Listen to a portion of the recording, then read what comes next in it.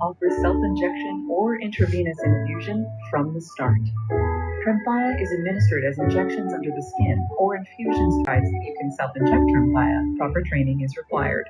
Tremfya is a prescription medicine used to treat adults with moderately to severely active Crohn's disease and adults with moderately to severely active ulcerative colitis, serious allergic reactions, increased risk of and tuberculosis. Tell your doctor if you have an infection, flu-like symptoms, or need a vaccine. Explore what's possible. Ask your doctor about Tremfya. Lamine Yamal steps into the Donalds, looks left, sees Pulisic, looks right, sees Jimenez.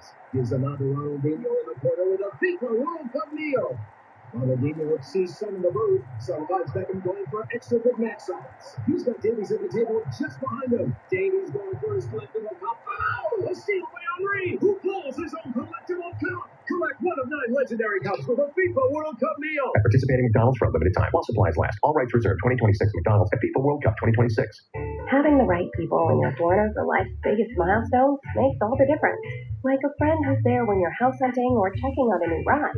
State Farm is there too, helping you choose the coverage you need. With a State Farm agent, you know someone is there to help you along the way. And with so many coverage options, it's nice knowing you have help choosing a plan that fits your needs. So you can continue celebrating all of life's milestones. Head to statefarm.com to get a quote. Like a good neighbor, State Farm is there. Hi, Crime Junkies. I'm your host, Ashley Flowers. And I'm Britt. And the story I have for you today is not as cut and dry as certain city officials would have you believe. In fact, the deeper I dove into the story, the more confused and a little shocked and angry I became. Because, this case could be a simple mishandling of an investigation, or it could be a corruption cover-up. And only time will tell. This is the story of Joyce and John Sheridan.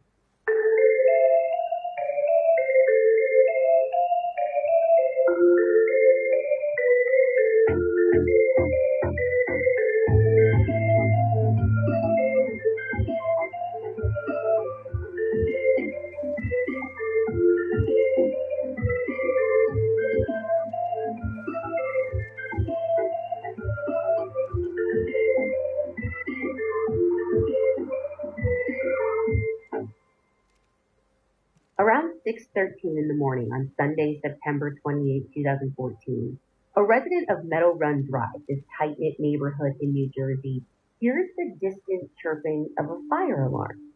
Now, he knows it's not coming from his own house, but he's pretty sure that the sound and distinguishable smell of smoke is coming from his neighbor's place. So even though he can't see any flames, he does what any good neighbor would do and calls 911. And the neighbor makes his way over to the house while telling the operator about the 3 people who live there, Joyce and John Sheridan and their adult son, Matt. By the time he's made it to their front door, he tells them that he can see a little bit of smoke coming from the second floor, but the whole thing isn't like engulfed in flames or anything. So he tries the doorknob, but the door is locked, so he bangs his fist against the door to see if anyone's inside. And that's when he hears kind of like a knocking or a tapping sound coming from within the house. According to the Philadelphia Inquirer, the man tells operators it really sounds like someone's trying to get out. First responders arrive within 4 minutes of the call, and they see the smoke coming from the second floor too, but it's more intense now than when the neighbor first called. So wasting no time, they bust their way inside, clear the first floor, clear the basement, all while yelling for anyone in the house, but no one is calling back. So once they know the lower floors are stable and fire-free, they head upstairs to find the source of the fire, which turns out to be in the primary bedroom. Or at least, they're pretty sure it is. The door to the bedroom is actually closed and it won't budge, almost like there's something pushed up against it.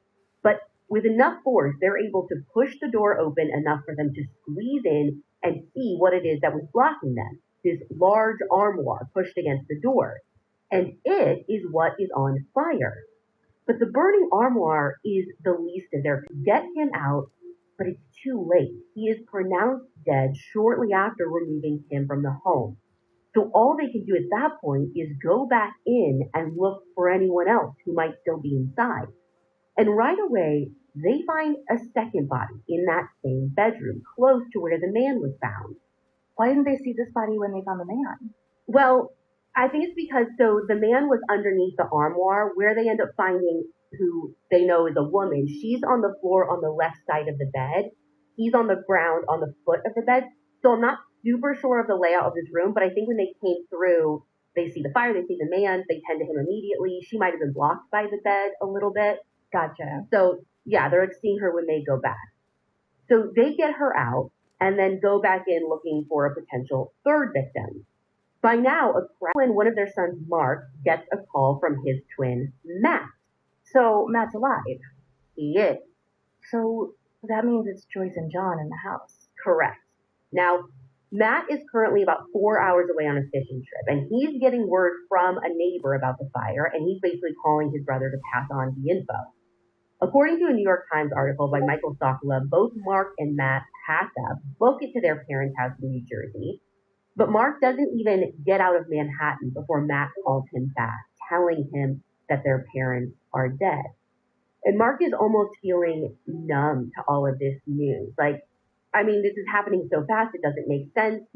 All he wants is to talk to the head of major crimes, because that's the department that should be investigating his parents' death. So he calls the chief counsel to Governor Chris Christie and asks him to have the Somerset County prosecutor call him directly to tell him what the heck is happening. But hold up, how does he just call up the governor's office and demand a call from the prosecutor? Yeah, not everyone can do this. He's actually a lawyer for New Jersey Governor Christie's election campaign. So he's like pretty well connected. He's on the inside. Got it. Yeah. And he's determined to use those connections to call anyone and everyone that might be able to tell him what the heck is going on. Now, on his way to his parents' home, he picks up their other brother, Tim. And when they pull in, they see that their fourth brother, Dan, is out in front of the house with just a swarm of people. But before he even gets out of the car to talk to him, that's when he gets a call from Somerset County prosecutor Jeffrey Soriano.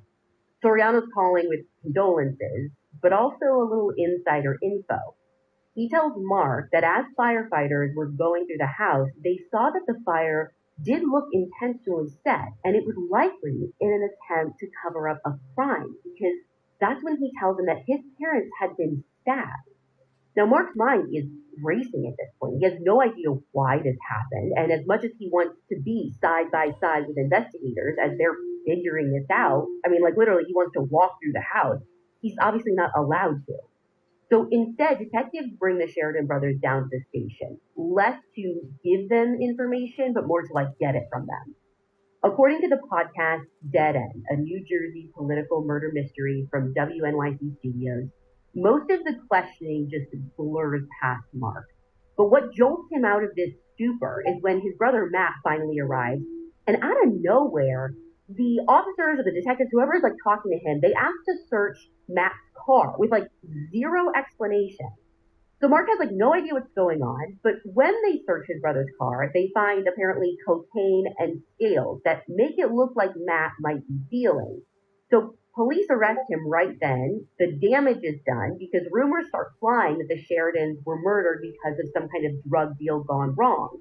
Though Mark knows that's completely absurd. He's positive that his parents weren't murdered by someone looking for Matt. I mean, Matt lived there too, though, so it's not too far-fetched.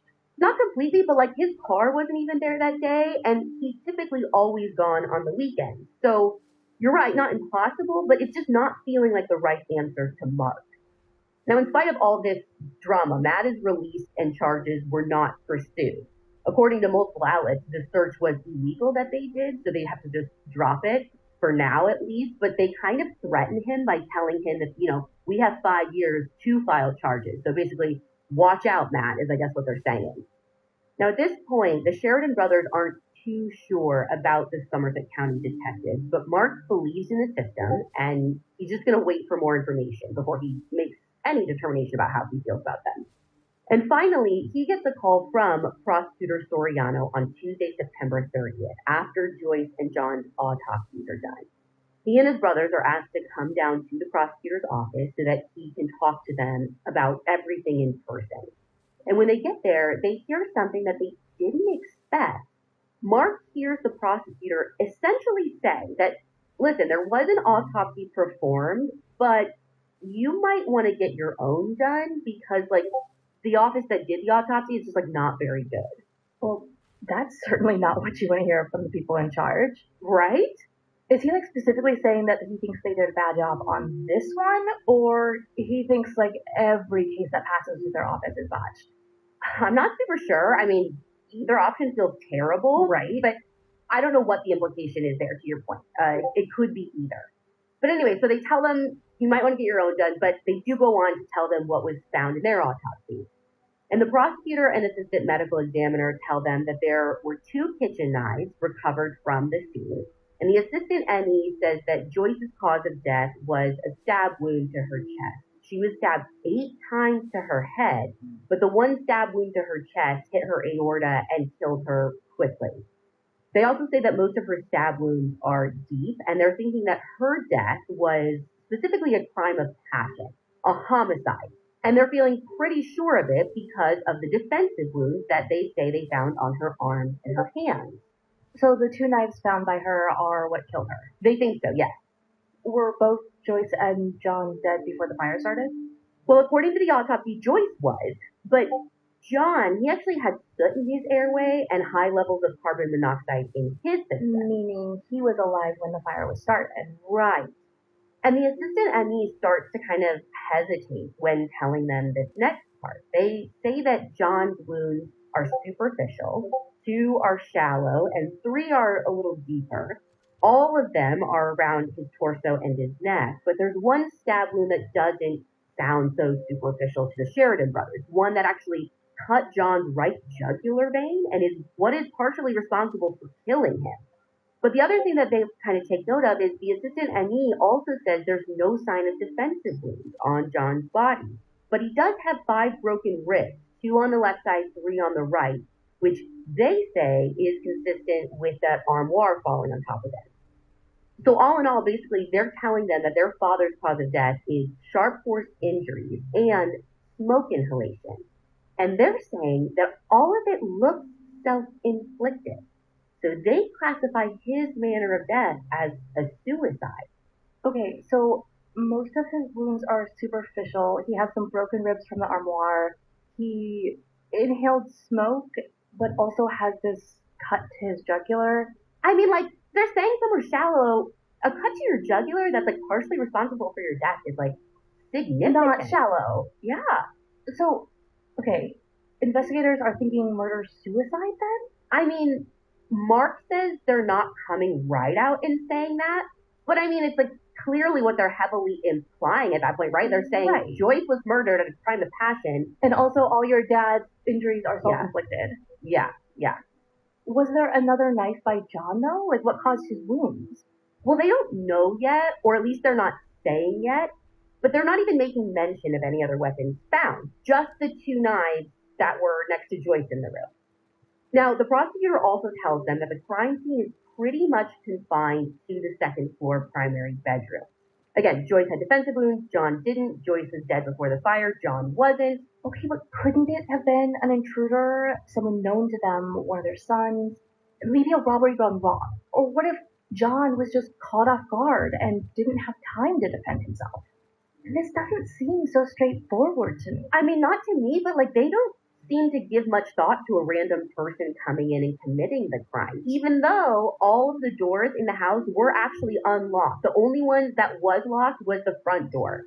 And as for a robbery gone wrong, I guess there's nothing there to support that. I will give them that. Like they found about $950 in cash in the primary bedroom. They also found John's wallet, a watch, a cell phone. Joyce's iPad was untouched, along with the jewelry on her body. So robbery just, that piece doesn't really fit. Right. But that doesn't mean that Mark and his brothers are accepting what they're putting forward as complete facts.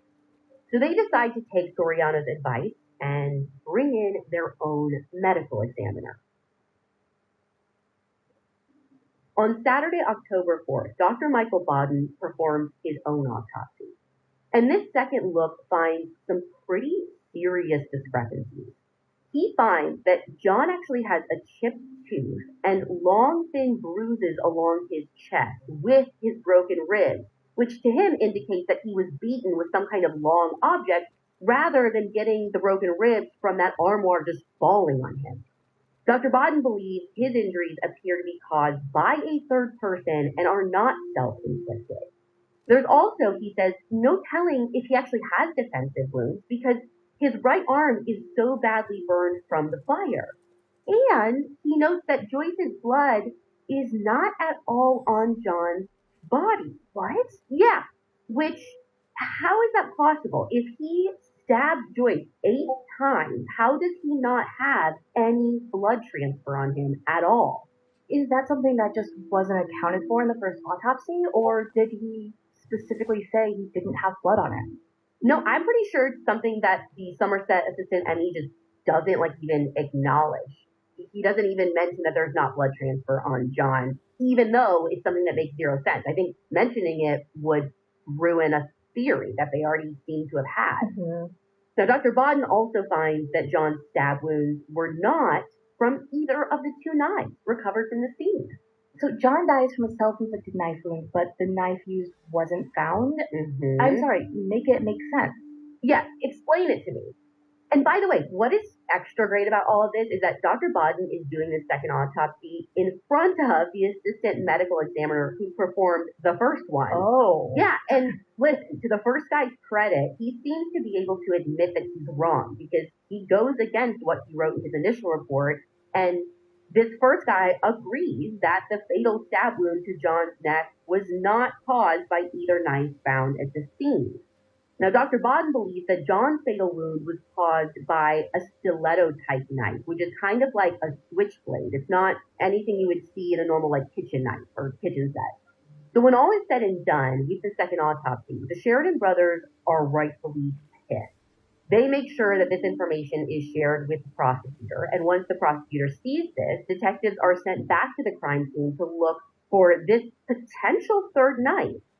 Now, unfortunately, detectives don't find another knife anywhere, but they do find a piece of metal that looks like it's been melted and then re-solidified near where John's body was found. So detectives think that, maybe this could be their third murder weapon. It just got melted during the fire. So they decide to send that off for testing. It makes you wonder what else they missed if that metal wasn't even considered to be important the first time around. Exactly, which is why, in addition to the second autopsy, the Sheridan brothers also want Dr. Bodden to review all of the evidence as it becomes available. So the first thing he gets access to actually is the crime scene photographs. And as he starts reviewing these, he sees photos of what look like blood spatter on a wall near the stairwell, which is outside of the primary bedroom. Right. There's also blood on the hallway floor to the primary dressing room that he notes has access to an unlocked exit, and he questions if any of this is getting tested. Wait, did first responders or investigators see any of this? I mean, I'm assuming yes, right? They've got pictures of it. But the prosecutor told them that detectives didn't collect any evidence outside of the primary bedroom because it looked like, to them, the whole crime was contained to that one room, which I don't... Not when there's blood in the hallway. I know. There's pictures of it, clearly, but is he saying that just because they were taking pictures of something bigger or broader, and he's like, wait, what is this? Or did they take pictures and they're like, nah, let's just ignore that? I don't know. But now Mark and his brothers are unsure what has been collected for testing, what's been ignored. And so as soon as the brothers are cleared to enter their parents' home, they are the ones who go in and look at things more critically. So they know that the 2 knives found in the bedroom apparently look like they came from the knife block in the kitchen. That's something that was part of the prosecutor's theory and story, whatever. But what nobody even mentions is that when they go and look at this knife block, they see that there is a third one missing. And they can't seem to find this third knife anywhere in the house. What kind of knife? Like something that could resemble a switchblade? Like a small paring knife? Or no, like I said, I don't think it was anything that you would see in a kitchen set. It was like a stiletto type used to kill John. So they're not saying that this is the missing murder weapon that killed our dad. It goes to the point of why are you not even acknowledging that this is here? Is it because it didn't fit into your theory? Is it because you just truly are acting negligently? I don't know. And the real question they have is if it's not in the house, where is it? Did someone else come in and take 3 knives to murder the Sheridans? They leave 2 behind, take the 3rd with them. Was there any indication that this knife is important, or is it just possibly irrelevant. I mean, I know I've lost knives from my knife block before. Very true. I don't know. It just basically seems to Mark and his brother that the initial investigation missed so many things. Or if detectives did see all of these things, they're not being forthcoming with the brothers. And this is where the relationship, or what little relationship he had with Prosecutor Soriano, starts to sour. Mark and his brother start questioning the integrity of the investigation, and the prosecutor's office just goes silent on them. But the brothers have other things to focus on, like organizing their parents' funeral. If you've been sitting on a business idea, Shopify makes it easy to make it happen. Everything you need to start selling is included and ready from day one. There's no need to stress over how to securely process payments or build a cart from scratch. Shopify removes that friction entirely. When a customer is ready to buy, the experience is seamless. Shopify checkout is engineered to convert, helping more browsers finish their purchase. And when they return, their details are already saved. One tap and they're done. Because Shopify handles the setup and checkout, there's more time to focus on growing the business and the tools to do it. You know we love our AudioCheck merch shop, and Shopify makes it simple for our team to manage everything from inventory to payment to shipping, all with an easy-to-use dashboard. With Shopify, nothing stands between your idea and a real business. So go make it one. Start your free trial at shopify.com/crimejunkie. That's shopify.com/crimejunkie. Again, start your free trial today. Shopify.com/crimejunkie. This episode is sponsored by BetterHelp, and I've got some pretty surprising data to hit you with. BetterHelp's 2026 State of Stigma report surveyed 2,000 Americans and revealed that 85% of Americans believe getting support is wise. Yet, 74% say that society discourages people from doing so. That gap is massive. I mean, society recognizes therapy helps, yet judgment remains a barrier. Closing that gap means actively encouraging friends to consider support. I'm trying to do my part. As a friend, a sister, I highly recommend therapy when I see the people I love working through stuff. But I'm also trying to do my part as a boss and a business owner. You probably didn't know this, because why would you? But one of the health benefits that I offer at AudioCheck is free therapy through BetterHelp. BetterHelp has served over 6 million people through 30,000 fully licensed U.S. therapists. And some of those people they've helped are right here at AudioCheck doing the work that you love.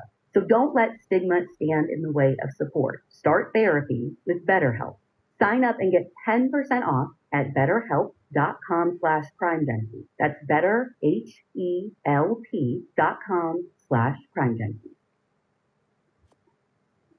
Joyce and John's death really shake up the community, and it quickly captured the attention of the media. You see, Mark isn't the only politically active member of the Sheridan household. John was also a major player in the New Jersey Republican political landscape. Now, he'd never been an elected official, but he had been appointed to some pretty high-level positions. Like, he got his start as a lawyer, and in the 70s and 80s, he served under 2 Republican governors. He was also responsible for helping drastically improve New Jersey's transit system. And since 2008, he's served as president and CEO for Cooper Health System in Camden, New Jersey, and was the board chairman for a nonprofit in Camden, New Jersey called Cooper's Ferry Partnership at the time of his death. So the community comes together the following Tuesday to honor the Sheridan legacy. Governor Christie and former governors Thomas Keene and Christine Whitman give eulogies for Joyce and John. According to the New York Times, around 1,000 mourners join them. Now, meanwhile, the prosecutor's office is staying very silent. All they will say is that the Sheridans died in their home, a fire was intentionally set, there is no threat to the public, and their 4 sons have been cleared of any suspicion. According to reporting by the Philadelphia Inquirer, investigators tell the public that they determined that those tapping sounds of someone, the neighbor said sounds like someone was trying to get out. Mm-hmm. And it wasn't just the neighbor. Like, first responders actually heard that too. But they also say the one thing that they won't stay silent on is they tell everyone that those were just sounds from the fire. The fire that was on the 2nd floor contained 2 armoire that had been set on fire. That seems really bizarre to me. I know, and especially because the neighbor who came to the door, like, the tapping sounds weren't just happening. It was like after he was like banging on the door and knocking, right? It was like a response. That's what it felt like to him. So it just doesn't totally add up. You're quiet about everything else, but you're like, oh, that weird thing, like, nothing to see here. We can explain that away. Don't worry about that. Mm-hmm. Now, the next thing that happens is that Mark and his brothers find out that an insurance investigator caught something that they missed when they were going to the house. Apparently, upstairs in the primary bedroom where all of this happened, I mean, the police say everything took place here. This is the only scene we processed. Mm-hmm. Well, like basically just thrown in a heap of trash or linens or something was a wrought iron fire poker, like underneath all of the debris. A fire poker, meaning a long object that easily could have broken some ribs. Mm-hmm. And here's the thing, detectives for Somerset County weren't even going to collect the fire poker as evidence until the Sheridan brothers literally made them. I know, which, I mean, in one breath, like I said earlier, in one breath they're like, everything's contained here, we're only collecting evidence from here. This room is the important room. But we're also not going to collect everything. What? Now, at the beginning of November, the media is getting more and more antsy about the lack of public information. The Courier Post publishes an article asking why everything is so hush-hush. People are starting to speculate. So on November 25th, 2014, a little over 8 weeks after the fire, investigators finally reveal Joyce's death certificate to the public. Her manner of death is listed as homicide, and then John's death certificate remains undetermined pending investigation, which kind of gives publications their first insight into the possibility that police might be considering a murder-suicide theory. And the press kind of runs wild with this for a while, filling in the information void with theories from experts who have no connection to the case, but like weigh in anyways. But finally, in March 2015, the Somerset County Prosecutor's Office fills that information void a little bit when they released their official report on John and Joyce Sheridan's death. In it, they recount what first responders saw when they arrived, and they also lay out the forensic evidence found in the home, which is this. Near where John was found, investigators discovered matches, they say, and a gas can belonging to the Sheridans. They identified a pour pattern of gasoline all over the floor of the bedroom, and they say they found DNA on the handle of that can that belonged to John. Okay, but if it was their can, I would expect his DNA to be on it. I agree, but I think the point they're making is that everything used in the crime seems to have come from the house. Like even the matches they found are similar to other ones found by the fireplace on the first floor. And then they say that the two knives in the room, the large carving type of knife and then the large serrated bread knife, are from the knife block downstairs in the kitchen. So, I mean, they're pointing out everything is from the house. Nothing was brought in, which wouldn't totally line up with an outside person coming in with the intention of killing them, you know? Okay, except for the fact that they don't have the knife that killed John. Well, they acknowledge that Dr. Bodden's autopsy prompted them to go search for another murder weapon, and they talk about that melted metal piece, but they say that they got the results back, and essentially they couldn't tell what its original shape was or purpose was. The New York Times article speculates that this piece of metal could be like a metal handle from an armoire or something. The thinking being that the other two knives we know were kitchen knives. Those are typically made of metal alloys that can only melt at really high temperatures. But the third kitchen knife and the switchblade aren't the same. Could the melted piece of metal be the blade that killed John? I still don't think so. Again, it just didn't get hot enough for the knives like that to melt. Even if it wasn't the same kind of kitchen knife, like, I don't think any kind of knife would have gotten hot enough to melt, is what they're trying to say. Okay. But they did test the knives that they do have, and the report says that the DNA found on the large carving knife is predominantly Joyce's. It was her blood on it, but there is a small amount of male DNA on the handle. Unfortunately, it was so small that they can't confirm if it's John's or not. And then they don't specifically say what it is.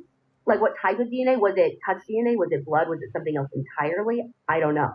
I agree. I think that's why I was, like, trying to specify, like, if it was, like, his blood on the knife, is that different? Is it, like, because I agree, we assume he touched his own kitchen knife? I don't know. Mm-hmm. Now, there's more DNA evidence that they point out throughout this report, so let me get to that.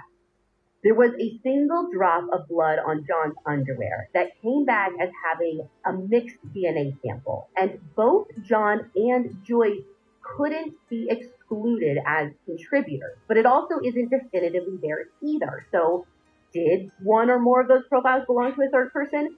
We don't know. So it's not particularly helpful.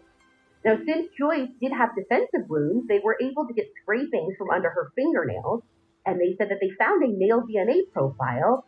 Problem is, investigators just can't determine if it's John's or if it's someone else's. So we have all this DNA evidence, but it's not actually giving us any answers. Why can't they tell us any of it's John's? Because there's just not enough there, they say, which to me I find so strange because we're not talking about like 1994, 2001. I mean, right, this is like fairly recent history. Yeah, I'm shocked at how much they have, but then like actually have nothing at all. I don't know, but there's something else that feels like a gut punch to Mark. The report says that investigators decided not to dust for fingerprints. According to the report, quote, fingerprints would not be revealed by dusting, and nothing of further evidentiary value was observed, end quote. And that's apparently on like anything. They didn't find it important to gather evidence from the rest of the house. What about all that splatter outside the room that Baden pointed out? Yeah, I mean, if you're getting frustrated or like confused, imagine how the Sheridan sons are feeling as they're reading this. But that's not even like the end of this thing. So another important part of the report is what detectives say they found when they were piecing together John and Joyce's lives leading up to their death. Apparently they used data collected from their phones and computers, financial records, pretty much everything in between. They also conducted a ton of interviews, like talked to their 4 sons, friends, neighbors, coworkers. Basically, by the end of it, they say it is obvious that something was very wrong in the Sheridan household. According to the Somerset report, family and colleagues say that John was acting completely unlike himself in the days leading up to his death. They say he was upset and withdrawn, and he seemed to be really bogged down by stressors at his job. Detectives say that this change in attitude was leading to a scheduled work meeting that was set for the afternoon of Sunday, September 28th, which was the same day that he was found dead. Now, this report also says that in interviews, people said that Joyce was acting worried and very concerned for her husband, too. It seems that the people that knew them best, that at least the ones that talked to the police, believe that John's usual calm, deliberate demeanor was completely gone that weekend. Who is this coming from, though? I feel like their sons haven't seen or said that. I mean, they'd probably be more accepting of some of these findings. Yeah, I mean, Mark knows that that wasn't his perception, and it's not at all how his brother Matt described his parents before he left for that weekend of fishing. And I mean, again, Matt's like living with them. Mm-hmm. So your question is Mark's question, like, who is saying this? But I don't even want to get into that. I want to keep talking about what's in this report because there's still more information. The prosecutor's report continues with what they believe happened. They say that all of the evidence in this case is leading them to the conclusion that John first stabbed Joyce, then he set the fire, and then he died by suicide. So the Sheridan brothers are furious and ready to tell the public how wrong the prosecutor's report is. So Brett, I want you to read the statement that they put out after this report was released. Okay. It says, quote, "To be clear, we do not have answers to what happened to our parents. Based on the evidence, neither do the investigators. They cannot explain that the weapon used to stab our father was never recovered. They cannot explain his broken ribs, chipped tooth, or why he was found under an armoire. They cannot explain the numerous weapons found at the scene, or why they failed to take custody of all those weapons. They cannot explain their failure to dust for fingerprints or examine blood evidence outside the bedroom. They cannot explain the lack of a motive for suicide, let alone murder.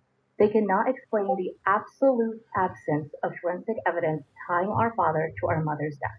Indeed, even Prosecutor Soriano, ceded to the family, their lawyers, and their expert jury is also at odds with the conclusion of the renowned pathologist Dr. Michael Baden, who found, quote, the absence of any mental depression, of any motive, of any note, and of any weapon that could have caused the cut wound of the neck and jugular vein of John Sheridan all speak against suicide, end quote. Scathing. But they don't stop there. According to reporting from the Observer in conjunction with their statement, the brothers have a list of questions or demands, depending on who you ask, regarding the information they want about their parents' death. The first being, where the hell is the weapon that caused John's injury? They don't believe it melted on the floor beside him. They're saying detectives searched the house multiple times. How did it just vanish if he is the one using it? Well, and how about the fact that they didn't even know about a different knife until Dr. Bodden did his autopsy? Yes. The second question they have is, why did they not dust for prints? 4 doors to the house were completely unlocked. I'm pretty sure, like I said, the only one that was locked was that front door. So I understand they think that everything happened in the primary bedroom.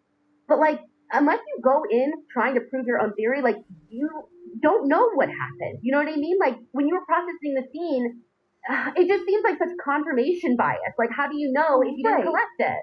Right, it really just shows the tunnel vision they had. They had a theory, they just focused on what proved their theory. The sheer fact alone that there was blood outside of the room should have prompted them to process the rest of the house, including looking for prints, but that didn't happen. That didn't fit their theory. Yeah. Now, the third thing they want answers on is, how could their mother have so many defensive wounds on her hands and her arms, but they say their dad didn't have a single scratch on him? Like, if she's fighting against her attacker, they're like, wouldn't her attacker, presumably John, and he's the attacker, right? They're saying, wouldn't he have marks on him? Maybe, but also whoever attacked her had a knife, so I don't know how much they're gonna get hurt. And say it was John, if there was an injury on him, it might have been covered by those burns. Right. And so defensive wounds aside then, with all of her stab wounds, how was there not a single transfer of her blood to his clothes, right? Right. The fourth thing they asked is, they're like, okay, this insurance investigator came in and found a 3-foot wrought iron fire poker in the bedroom. Again, where there's, by the way, no fireplace in the bedroom that you say is the primary crime scene. And this is found an entire month after their death. Why did they just ignore this potential weapon and its suspicious placement, especially when it could have been used to break their father's wrist? And then fifth, how did John end up under an extremely heavy armoire after he had multiple stab wounds and supposedly took his own life?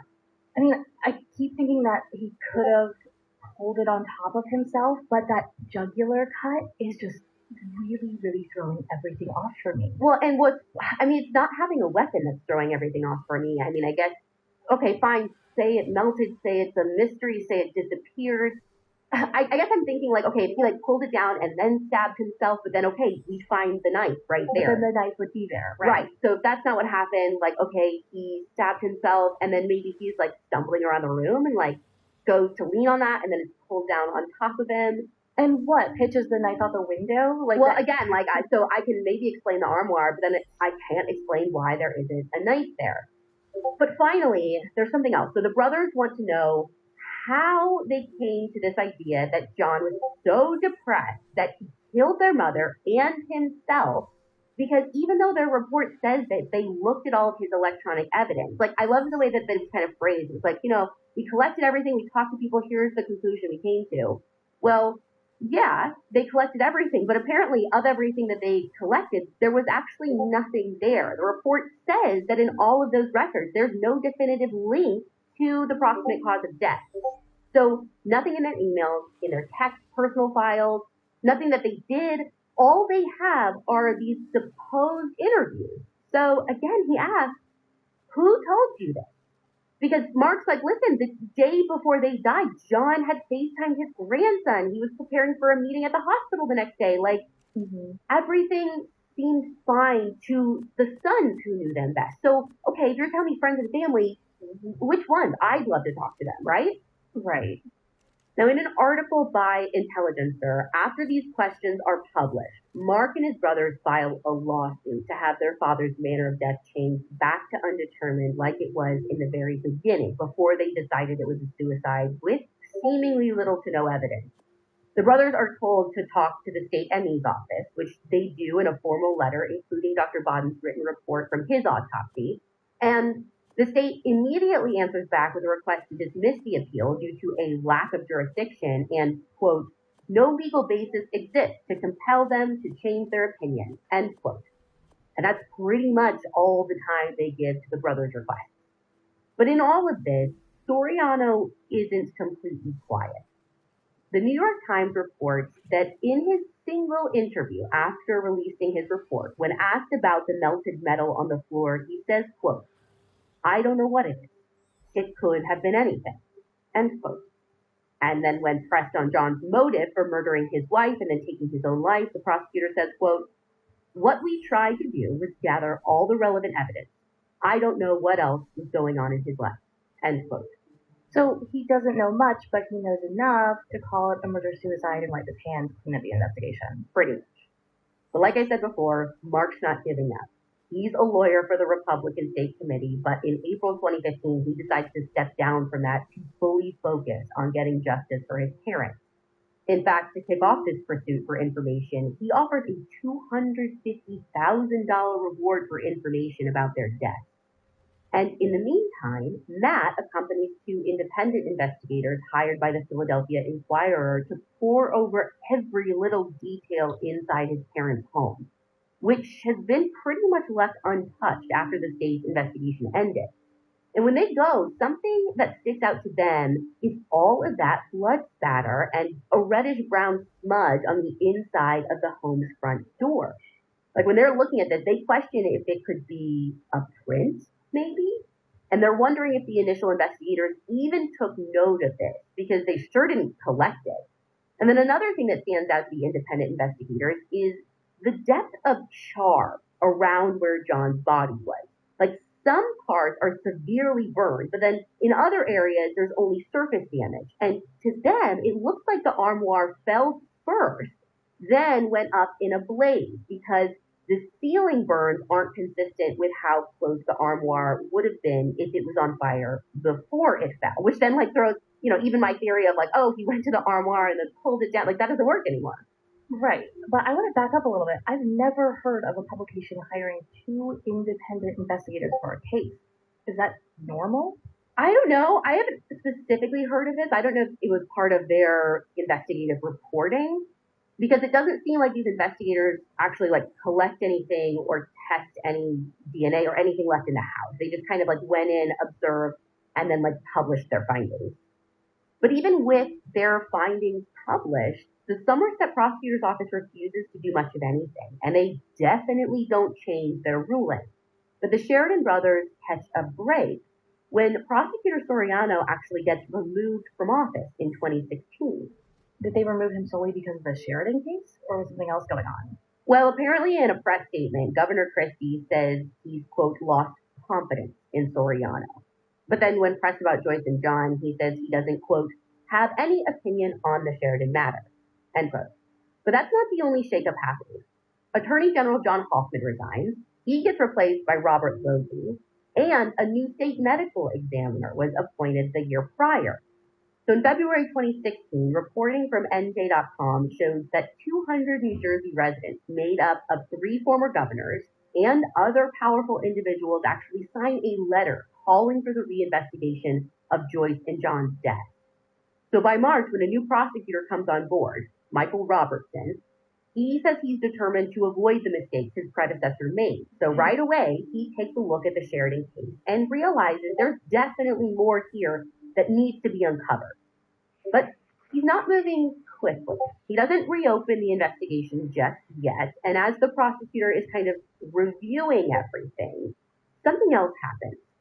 There's this whistleblower lawsuit that comes out from a Somerset detective. According to reporting by New Jersey 101.5, the detective says that inexperienced officials were put in charge of the forensics unit, and he says it's common knowledge that the Sheridan evidence wasn't collected correctly, it wasn't preserved well, and some pieces of evidence were even destroyed. Does the whistleblower say what specifically was destroyed or compromised? Bet you he does. He says that the bedding from the Sheridan's primary bedroom was just left like laying exposed on the floor. Blood collection swabs weren't even packaged properly. Evidence envelopes were poorly taped. And remember how they didn't dust for fingerprints, my favorite thing? Mm-hmm. Well, apparently, the investigators at the time did look for fingerprints using a flashlight technique. A flashlight technique? I've never heard of that. shouldn't have because it's not a real thing. Okay. There is a technique that uses light, but I'm pretty sure they're saying that what they did here is they took a flashlight, they looked at the surface of like doorknobs or something or whatever, and then just by looking at it with their flashlight, they didn't think they'd get any prints, so they didn't dust for any. That's not a flashlight technique, that's using a flashlight. No. So that was basically their excuse for not getting fingerprints during the investigation. And then the shocking part, as if all of this isn't already shocking, is that the detective filing this lawsuit says that he saw the captain in early 2015 throw the bedroom evidence in a dumpster outside of the fingerprint lab. You've got to be kidding me. I wish I was.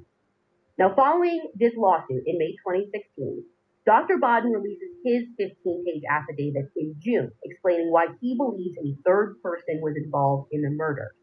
The affidavit doesn't immediately change all of the rulings, but it starts getting things in motion because in January of 2017, the state medical examiner makes a huge decision to change John's manner of death back to inconclusive. And this is great news for Mark and his brother. But the new report still doesn't say that the couple's deaths were a double homicide. It just leaves room for a reinvestigation with what little, if any, evidence that they have left. Exactly. But if you thought that this was getting to the end of the road, think again.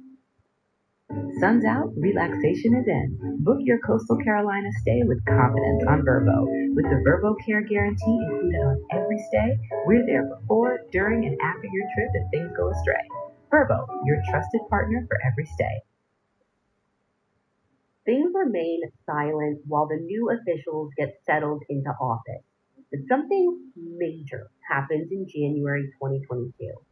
According to the Intelligencer, Mark hears about a New Jersey political consultant, a guy named Sean Cattle, who pleads guilty to hiring two men to kill an associate involved in the New Jersey political scene. And the most alarming part to him is the similarities that this crime shares with his parents' case. So here's the scoop. In 2014, two men stabbed Sean Cattle's friend and colleague, Michael Galdieri. He was stabbed to death in his apartment, and then they set his place on fire and left. Sean admits to meeting up with one of the men and paying them thousands of dollars afterwards, which sounds pretty familiar, doesn't it? Mm-hmm. Well, here's something else. Remember that mysterious missing kitchen knife that just disappeared from the Sheridan's house? Yeah, obviously. Well, during this trial, Sean's trial, Mark learns that one of the hitmen were arrested the day after the Sheridans were murdered, and he's arrested in connection to a bank robbery. But in one of their cars, police found a long-bladed kitchen knife. And, as I would totally do, he is calling for immediate DNA testing to see if that could be the knife missing from his parents' knife block. Right, which would totally prove that a third person came into the Sheridan house and murdered John and Joyce. Exactly. So when this happens, it kind of opens Mark's eyes even more to the possibility not only that his parents were murdered, but murder for hire. Now, I'm going to be intentionally vague with a lot of this because nothing has been proven as it relates to John and Joyce's death. So if you want all the dirty deeds, you got to go listen to Nancy Solomon's podcast, Dead End. That being said, let me give you some backstory that makes this potentially more believable. John dedicated his life to the political scene in New Jersey, and because of this involvement, he was connected to some potentially shady characters that Mark can't help but look at a little differently once the Cattle case comes to light. What's more, as that case is playing out, another investigation that's looking into potential tax fraud in real estate deals in New Jersey is happening simultaneously.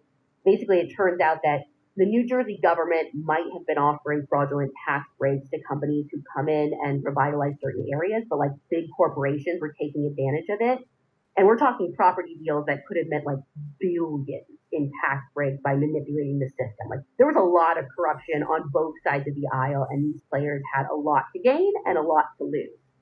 Now, John's connected to all of this property stuff because of his position in the hospital and the nonprofit. So it's not that much of a stretch to think that John might have gotten caught up in the mess. Basically, if John wasn't aligning with what political powerhouses wanted him to do, then maybe that could have caused even more tension, which might have led to someone wanting him out of the picture. But I'm just speculating on what Nancy Solomon lays out pretty compellingly in Dead End. And what's more is knowing that in the Dead End podcast, Nancy says Mark had actually found a piece of paper months after his parents' death that was in his dad's handwriting. And it said, quote, "I have a duty of loyalty and good faith, and I need to act in a way consistent with that responsibility," end quote. So maybe everything was just happenstance. Maybe it was a bad investigation. Or maybe they purposefully overlooked crucial evidence to hide something bigger at play. I don't know. It's all speculation.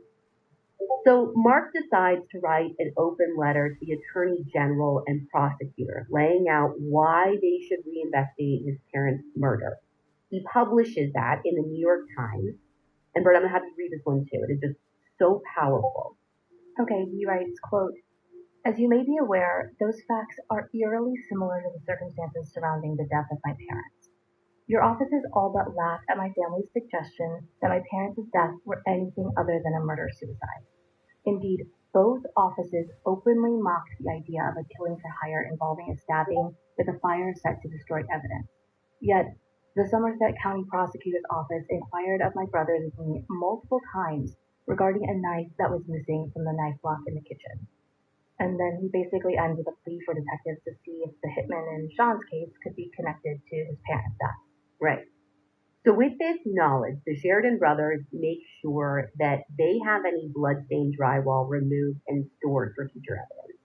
Yeah, it's been 5 years, but they're hoping something is maybe still salvageable.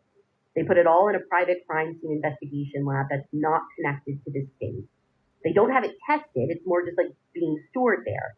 They also do this because they decide after all these years to finally sell the family home, and they hope that what's preserved will be good enough for a future investigation. And just like a quick follow-up side note on Sean Cattle's case, he was released to home confinement and made to wear an ankle monitor after confessing to hiring the hitman. But in June of last year, he was sentenced to 24 years in prison. So thanks to that case, after 8 years, the new Attorney General finally does what the Sheridan brothers have been hoping and pleading for all along, of Joyce and John.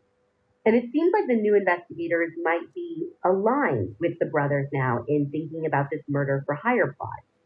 The New York Times says a former state and federal prosecutor who specializes in public corruption cases absolutely believes that hitmen often use both knives and fires to commit their crimes. He says, quote, "Somebody can be murdered precisely the way the Sheridans were, by hired killers," end quote. I mean, it just doesn't make sense that there were two murders relatively close to each other, both involving stab wounds and a fire, and the investigators don't even think to question if a third person was involved. I mean, no, one's a clear-cut murder-suicide, and the other is definitely murder for hire. I'm sorry, they're too similar. I mean, that's literally what Nancy from the Dead End podcast points out too, because these cases happened about 4 months apart. They're both politically connected individuals. I get that Joyce and John happened first, so you might have had a theory, but when the second one happened, like, you don't go back and ask any questions. Right. Unless it all was a cover-up for a murder for hire plot. It could be, but as of right now, we don't have any definitive proof of that. The new county prosecutor has opened the investigation once again, and that's definitely a good thing, but so many things were done wrong in the beginning that I'm just not sure they'll ever fully charge any third party with the murders because of the way stuff was handled. But that doesn't mean there still can't be answers. Because with John's manner of death still undetermined and what forensic evidence the Sheridan brothers were able to preserve in their parents' house, maybe that will lead to those answers sooner rather than later. Until then, with the potential corruption also being investigated now, thanks to the new prosecutor and AG, maybe this is New Jersey's season of justice. For now, only time will tell. And I do want to end this episode on a positive note because I think it's encouraging that the investigation is open once again, and Mark and his brothers are still such huge advocates for their parents as they have been from the very beginning. They were able to collect their own evidence and create theories separate from the old corrupt prosecutor's office. And that might just help them get the answers that they've been searching for this whole time. And real quick, I just want to end with an important PSA since we did discuss suicide in this episode.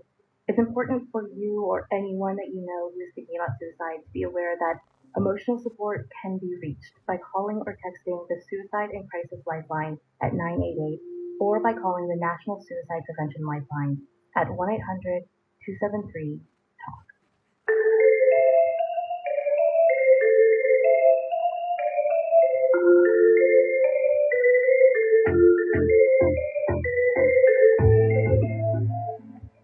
You can find all the source material for this episode on our website, crimejunkiepodcast.com. And you can follow us on Instagram at CrimeJunkiePodcast. We'll be back next week with a brand new episode.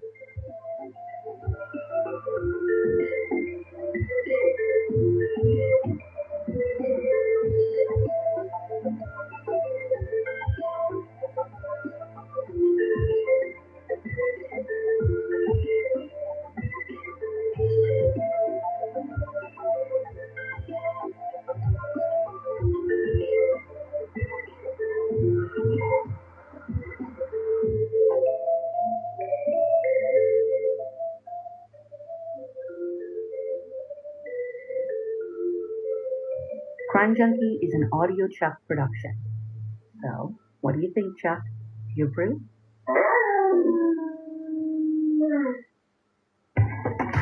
At CVS Caremark, we keep things clear, like drug prices, so you can build affordable prescription plans with your members' town.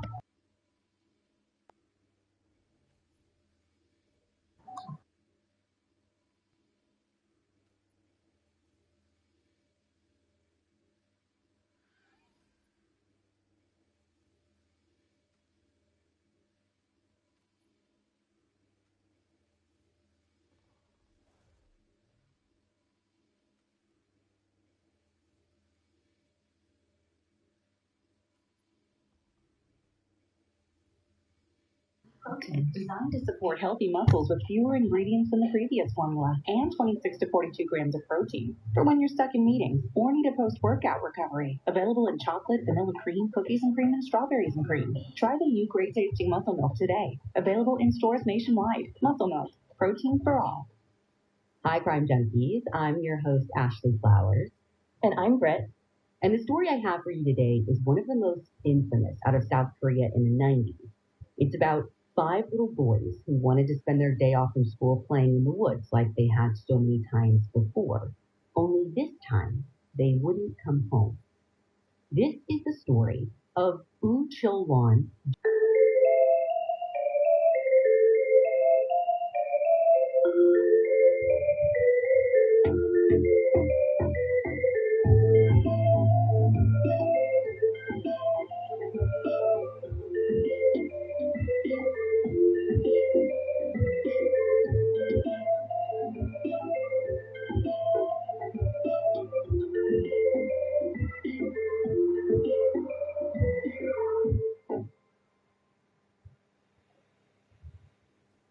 It's just after 1 p.m. when the phone rings at the home of Woo Jong-woo.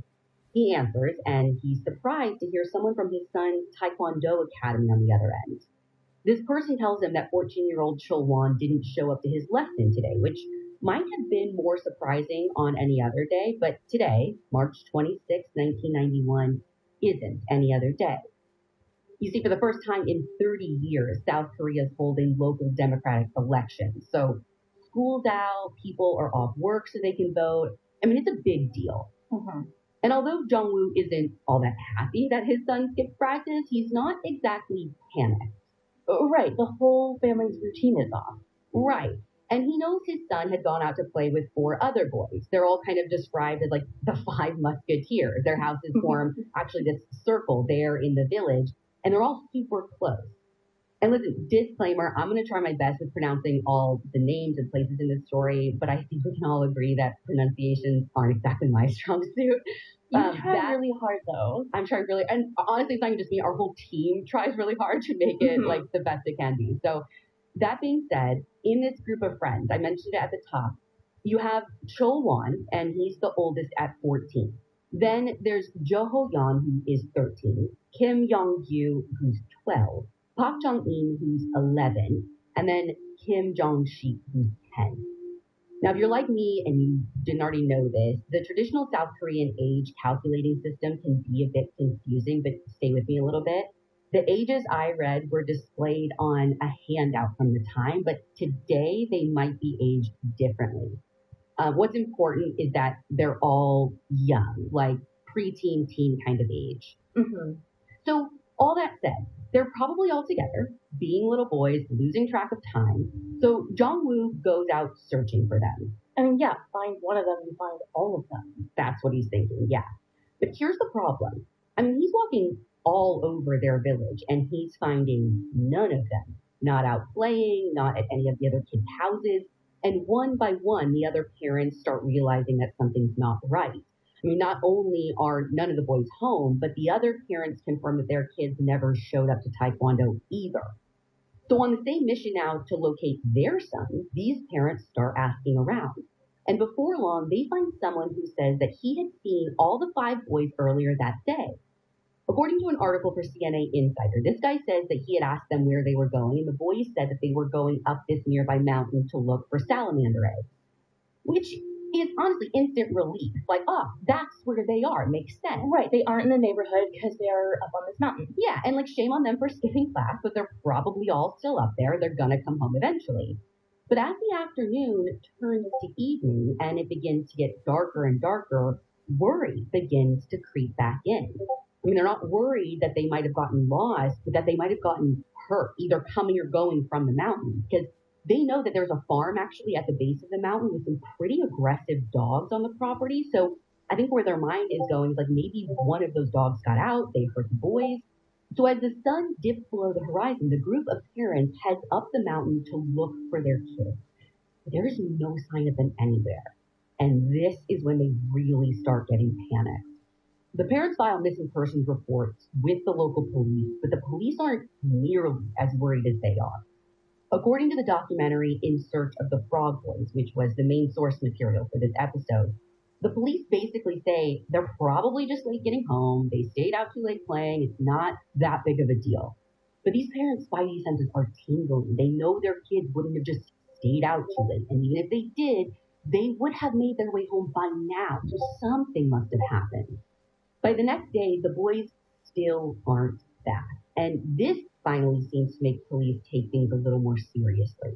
They begin a search of the mountainous terrain with groups of officers, residents, even helicopters. They also conduct a search of the village itself, focusing on empty houses, arcades, spots where kids could get snacks or places like that. Mm-hmm. But there's no sign of them anywhere. By the 3rd day, the parents are beside themselves with worry, knowing that something must have happened to them. And just when they feel completely lost, the parents of Jong-shik, the 10-year-old, get a call from someone who says, quote, "I have 2 children. They are all suffering. 2 are very ill." Now, the call isn't long. They're just instructed to get a lot of money and meet this mysterious caller on a specific street in the village. And even though I'm sure this sends fear coursing through them, it also gives them an answer of where their boys are and a bit of hope that maybe their kids are going to be returned to them. So when the time comes, they head to this meeting spot, money in hand. So did they tell police about this, or are they just going rogue? Oh no, police are there too, like ready and waiting to confront whoever the caller is. But all of them, parents, police, everyone, they just keep waiting and waiting. It's 20 minutes, 40 minutes.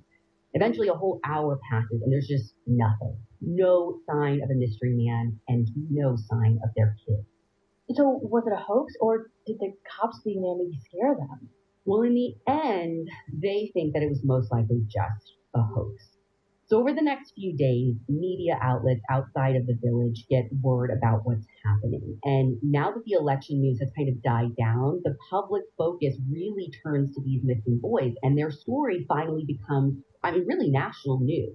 They're dubbed the Frog Boys, or I think just a flashy headline because the news outlets reported early on that they had gone out to catch frogs, not like looking for salamander eggs like we heard early on. So somehow this nickname just stuck. But regardless of what they're called, the national attention is great. I mean, the parents even get to go on this live TV program called The Square of Public Opinion, where they talk about their kids and their frustrations with the police response. Which, by the way, at this point, they were still frustrated with, because despite outwardly seeming like police were finally taking the disappearances seriously, the parents actually explain on the program that it just doesn't seem like they actually care. I mean, for instance, they show a missing poster that the police have created, pointing out that the poster says runaway, not missing. Which has a really different connotation. Exactly. And these parents are more than frustrated. They're rightfully angry. And they know in their guts that their kids didn't just run away. The assertion that they did just creates a further rift between the parents and the police. So much so that on this TV appearance, they're like, you know what, just contact us if you're at least. I mean, there was even a phone line set up and calls start coming in one after another, like while they're doing this program. And then something wild happens. So again, literally while they're still on the air, the phone rings and the person on the other end says that they are 10-year-old Zhang Shi. At CVS Caremark, we keep things clear, like drug prices, so you can build affordable prescription plans your members count on. That's why Trisha, a member with 6 kids and over 75 medications to manage, told us that she trusts her plan will continue to be affordable. If you want transparent drug pricing you can count on, go to cmk.co/trust. That's cmk.co/trust. Everyone's talking about protein lately, but how do you actually get enough of it? Muscle milk. Muscle milk has a great tasting new formula with no artificial sweeteners, flavors, or added colors. It's high-quality, complete protein designed to support healthy muscles with fewer ingredients than the previous formula and 26 to 42 grams of protein for when you're stuck in meetings or need a post-workout recovery. Available in chocolate, vanilla cream, cookies and cream, and strawberries and cream. Try the new great-tasting Muscle Milk today. Available in stores nationwide. Muscle Milk. Protein for all. The voice on the other end sounds like a little boy, and he's crying for his mom. And Zhang Shi's mother says it sounds like her son, but then the call gets cut off. The group managing the phones tries to call the number back, but they can't get him back on the line or whatever, and then they try and track where this call came from. Eventually they do, but unfortunately they find out that it was just another hoax. But despite that prank, the TV show keeps the missing boys in the national news, and there's national effort to find the kids. I mean, the president of South Korea at the time even makes a statement and directs 300,000 police officers to search for the boys. I mean, not even just in their village. Hwang Sung-yoon reports for Korea Jung-ang Daily that as time goes on, searches also extend to reservoirs, bus stations, and terminals across the country. But even with all this effort, weeks pass with no sign of the boys. And it makes the parents question if the search teams are even really searching. They get the feeling that the police are just out there because they have to be, not because they actually care about finding the boys. And really, without any physical leads, rumors begin spreading about what could have happened to them. The biggest of which is that their disappearance has something to do with a nearby military base and a shooting range up the mountain. I think the rumor is that maybe somehow these kids had wandered to like the wrong place, gotten shot, and then it was all covered up by the military or someone within the military. And at first, when this rumor starts, like, the parents are skeptical because the shooting range is well marked. Everyone knows about it. So it's unlikely that their kids would have just wandered in accidentally and gotten in the line of fire. You know what I mean? Yeah, it seems like it's something that wasn't a secret or anything. Exactly. I mean, the kids knew about it. But this rumor actually seemed to hold water when they learned that someone had heard a gunshot on the day that the boys went missing. Apparently, according to the doc, one of 14-year-old Cholwan's friends heard a shot, what sounded like a scream, and then just nothing. And this happened near the base, I assume? Well, that's the impression I get, or at least somewhere near the mountain, but nothing in the source material explicitly states that. But with all these rumors flying around about the military potentially being involved, you'd think that police would, I don't know, look into this idea. I mean, especially with Chulwan's friend's story about hearing the gunshot and the scream, but the police don't. And from the way it's presented in the documentary, I don't know if they even necessarily have authority to, though. Like maybe only the military can investigate the military? Yeah, that's how it seems. Either that or they don't think that there's enough stock in the military rumor to warrant an investigation. I can't totally tell. And just for some context, South Korea had been fluctuating between a democracy and a dictatorship for decades before this, with the military having a lot of control and power. I'm not going to get into all the details here because we'd be here for hours, but even though the current president during all of this in 91 had been elected democratically, the country as a whole was still very much settling into the idea of democracy. So considering the power that the military had in the past and really still does, I mean, it makes it difficult, I think it would make it difficult for the local police to investigate them. It doesn't make sense to me completely, though. I mean, there's only one shot and one scream. That doesn't take out 5 boys. 5 kids, yeah. I think the theory is that maybe there was an accident and then one of the boys was killed and then they killed the others. I mean, I guess potentially in another way to like cover it up or whatever. I mean, again, it doesn't make total sense or we don't have all the pieces, but it's just a theory. And then since no one investigates the military to confirm this or shut it down, this theory just kind of lingers. It's just like out there still. Right. So the police aren't really like getting answers. The parents feel like it's their job to do that. So actually all of the fathers of the boys kind of band together. They quit their jobs to go look for their kids full time. They rent this truck. They outfit it with photos of their boys like on the side of it with the message, "Please help find our missing children," printed below. And they drive this truck nationwide searching for their kids, passing out flyers, raising awareness for their plight everywhere they go. And are the police doing anything with this stuff? They are. I mean, they're mostly doing searches.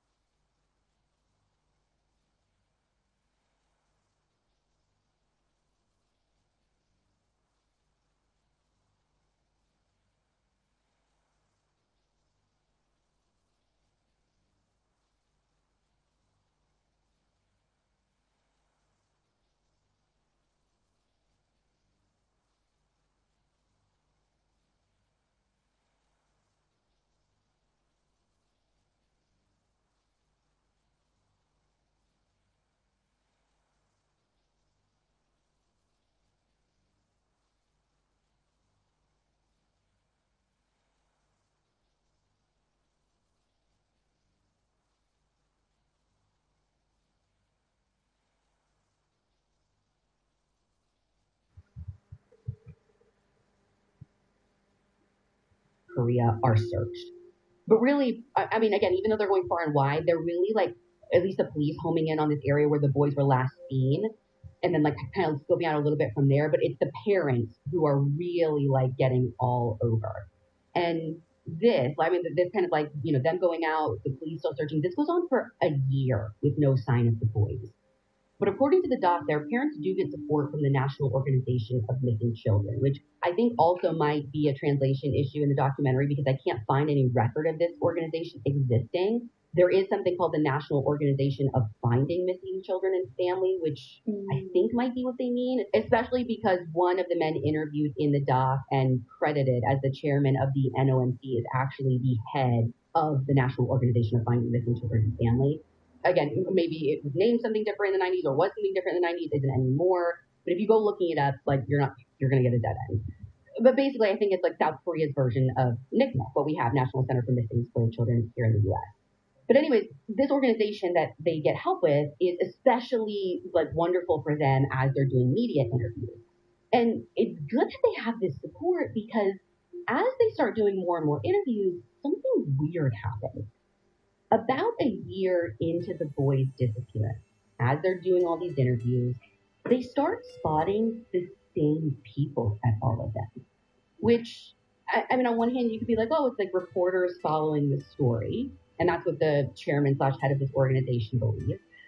Until accusatory way, like, they're just having a conversation. He's curious. Yeah. And the man gives him a business card. But the business card doesn't have like a newspaper or even an organization name on it. It just has the man's name, a contact number, and the title of manager on it. Manager of what? Right?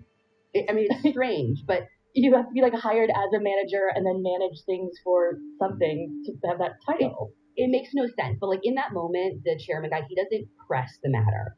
But it like is with him enough that it makes this guy stick out even more. So when he and others show up again and again and again, and when I say like they keep showing up, I'm not just talking about every interview. Like he sees this guy on the street.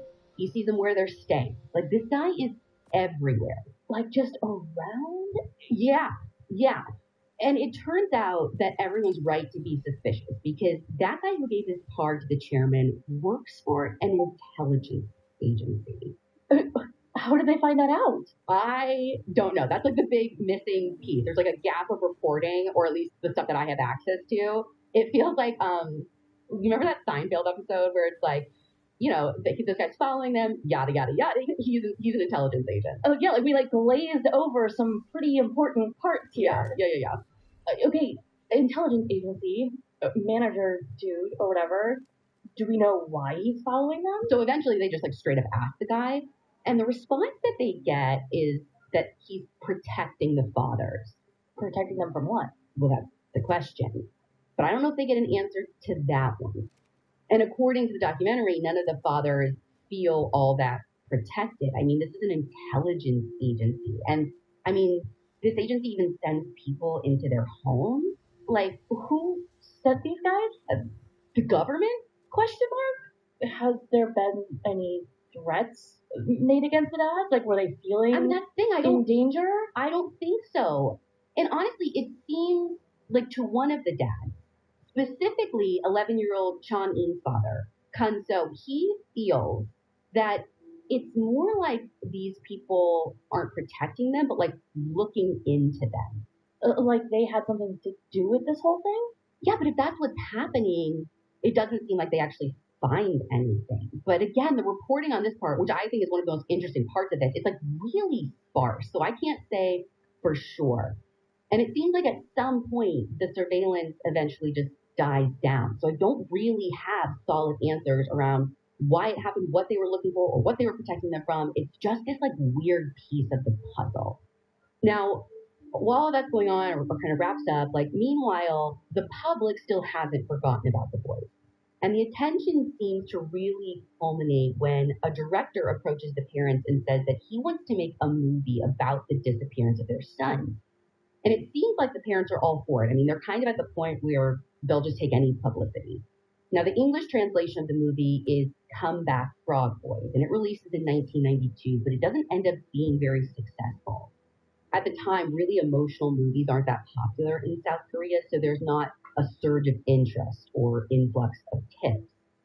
But the movie isn't the only form of media that features the boys. After it premieres, a singer contacts the parents, says that they want to write a song about them. Parents agree. Again, they're looking for any publicity they can get. But just like the movie, the song doesn't really generate any real movement for the case either. And same goes with a book that comes out shortly after the song. So the fathers spend the next 2 years traveling the country, searching for any sign of their children or someone who might know what happened to them. And they're successful in keeping attention on the case for the most part, but eventually even that public interest fades. And by then, the fathers just can't keep going. I mean, they have funded pretty much this whole 3-year trip on their own, and they have gone into debt that they can't ignore anymore. So as much as they want to keep searching for their kids, they have to make the tough decision to go home, return to their jobs, and to try and piece their lives back together. with an important piece of each family still missing. It's a difficult thing that they do, but slowly they start to scrape together some sense of structure. But that structure is shattered when the parents are contacted by none other than members of the military who want to meet them. This episode is sponsored by BetterHelp, and I've got some pretty surprising data to hit you with. BetterHelp's 2026 State of Stigma report surveyed 2,000 Americans and revealed that 85% of Americans believe getting support is wise. Yet, 74% say that society discourages people from doing so.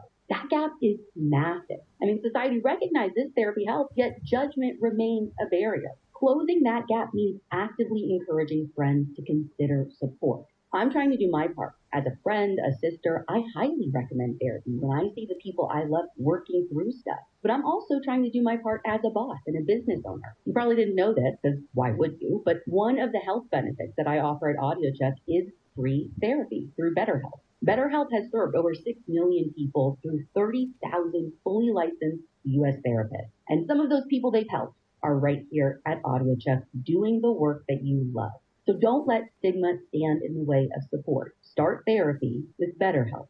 Sign up and get 10% off at betterhelp.com/PrimeJunkie. That's betterhelp.com/PrimeJunkie. USAA knows dynamic duos can save the day, like superheroes and sidekicks or auto and home insurance. With USAA, you can bundle your auto and home and save up to 10%. Tap the banner to learn more and get a quote at USAA.com/bundle. Restrictions apply. The military personnel are from the base. They're on the mountains, and they asked to meet in person at night, specifically without letting the local police know. But if this is about the boys, they'll go anywhere. They'll do anything, no matter how sketchy it feels. Same, right? So they agree, and they head up the mountain into the military base on the night they're told to go. And once they get there, they're led into this large tent where there are some soldiers waiting inside. I'm not sure how many people are there, but the documentary reports that one of them tells the parents that he can help them find their kids with the help of some supernatural powers that he can give them. I'm sorry. Yeah, he says that he can give one of them the power to locate where their kids are. And this is the military, right? Yes, this feels like it's turning into an episode of Supernatural. I was gonna say, this isn't some religious organization or No, this is they're on the military. saying we have superpowers that we can dole out. And listen, you know what? Not to turn this into a Supernatural episode, but I think all militaries are working with some scary stuff. We know that they've done testing of mind control, whatever. Anyway, I'm not gonna go down that rabbit hole. All I'm saying is that they're basically saying that they have this thing that they can dole out to civilians ? To help them solve this. Yeah, I don't know if this is new because where was this 3 years ago? And also, why not give it to one of your soldiers to help find? Does it have to be a family member? What are the rules of this supernatural powers? I have so many questions. Maybe it has to be someone connected. All I know is that Josie was missing for 3 years, and someone needed to lay hands on me so I could find her. I would let them. You would take it. I get it. It's exactly what happens. One by one, this guy literally puts his hands on the sides of their head and giving them the powers. When this man gets to 12-year-old young Hugh's mom, she starts just speaking uncontrollably. Okay, like she's possessed? I guess. I don't know. Whatever's happening, it seems to be what the soldier was looking for, though, because he tells the parents to just let her talk, let her lead the way. Follow her wherever she goes. And she leaves the tent. They all exit the tent. She starts running up the mountain. Everyone's following close behind, but it's difficult to keep up. It's raining, it's muddy. They're trying to make it through the underbrush as safely as possible, but they manage to keep up. And eventually, finally, she stops and she just screams that their boys are here. And I don't know what those parents must have felt in that moment. Relief, fear, devastation, but whatever they felt must have quickly turned to confusion and then anger because their boys are not there. They're not anywhere nearby either. They do a search of this area that turns up nothing, not a body, not a scrap of clothing, nothing connected to the boys. So what the hell was all of this? I don't know. I haven't really seen an explanation of what happened. All I know is that once they all realize that their kids aren't there, the parents are pissed. I mean, understandably fuming. Were the soldiers trying to be helpful? Were they just playing this massive joke on them? Like, Well, I don't think it's a joke because it seems, I mean, I don't know, it seems like something happened. I can't explain any of it. I don't even know if the parents even like went and reported this to police or if the military personnel faced any consequences for doing this or if I don't know. I don't know. Kind of like the whole intelligence agency thing. It's just this another wrench that is thrown in the mix. But like, I'm sure the family's feeling confused and frustrated. yeah. But if you thought that was wild, just wait, because in January of 1996, a man named Kim Kawan comes forward and says that he knows what happened to the boy. Kawan is a professor of psychology from the States, and according to the documentary, South Korea doesn't have many criminal psychologists in their country at the time, so his background gives him a lot of credibility. And he says he's been following and studying the case for a long time, and he says that he believes that 10-year-old Jong Shik's father is responsible for their disappearance. Okay. Explain. So he claims that Jong Shik's dad, whose name is Kim Chol-gyu, apparently he can't account for a few hours on the day that the boys went missing, which is true. When the police look into the records they have from a few years ago, there is a period of 3 hours before the boys were found to be missing where he didn't tell them what he was doing. So this actually raises some suspicion.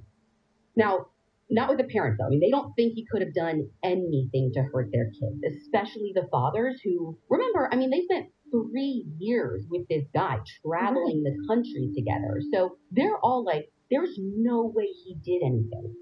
But Kawan is adamant that Chulgyu killed the boys and hid them somewhere. He says likely somewhere in his house. Now, the media gets word about the accusation, and I mean, they just swarm the village. Chulgyu's house is searched. Specifically, they seem to be looking in the bathroom and in this back room. I mean, at first it seems like they might have found something in the bathroom. Like, they say they find children's shoes. Like 5 specific pairs of shoes that belong to boys, or just like a pair? Because there's a big difference between those things. Yes, you're right. I can't find the details as to why this was like so suspicious. Literally all they say is they find children's shoes, but apparently it caused investigators to go to the extent of bringing in an excavator, and they start digging up the floor of the bathroom. Is the theory that he killed the kids and buried them in the bathroom all in 3 hours without anyone else seeing?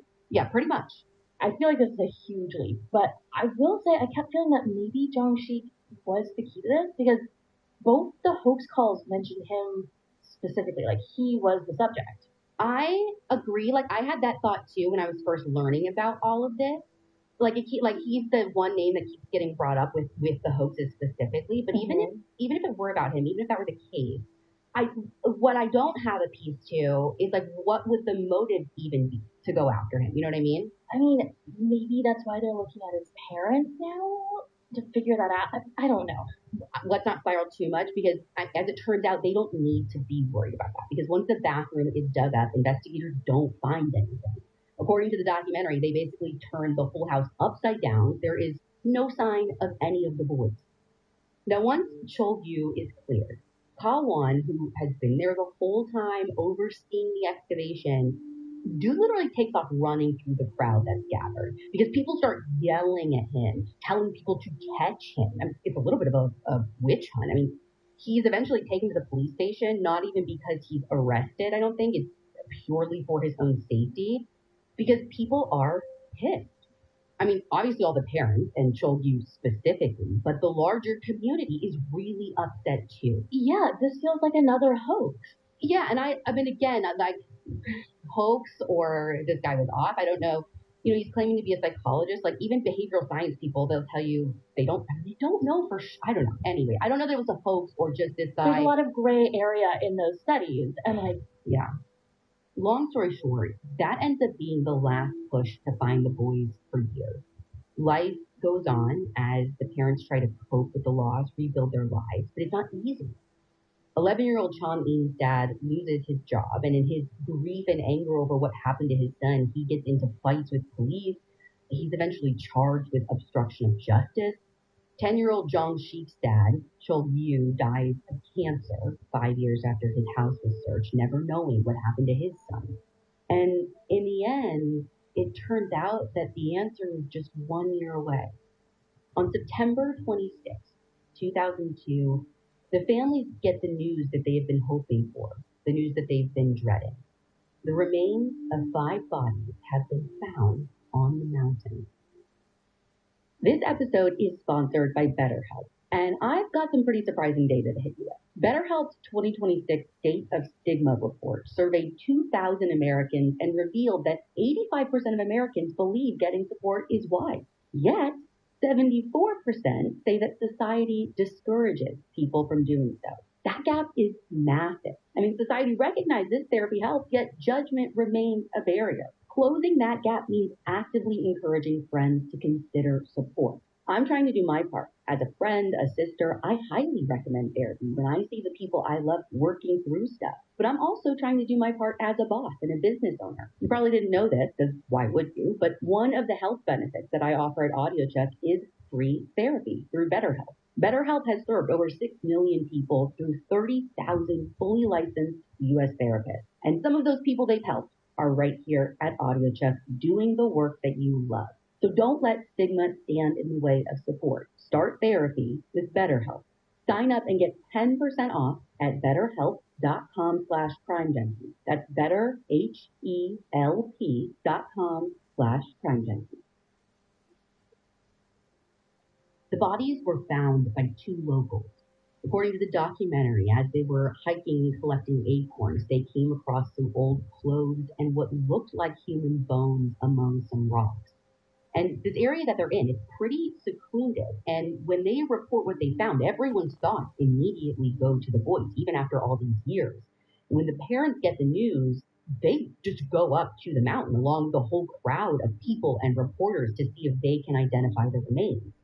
Now, all these bones and clothes are mostly buried, and as they're dug up, it's difficult at first for the parents to tell if it's their kids. I mean, we're talking skeletal remains.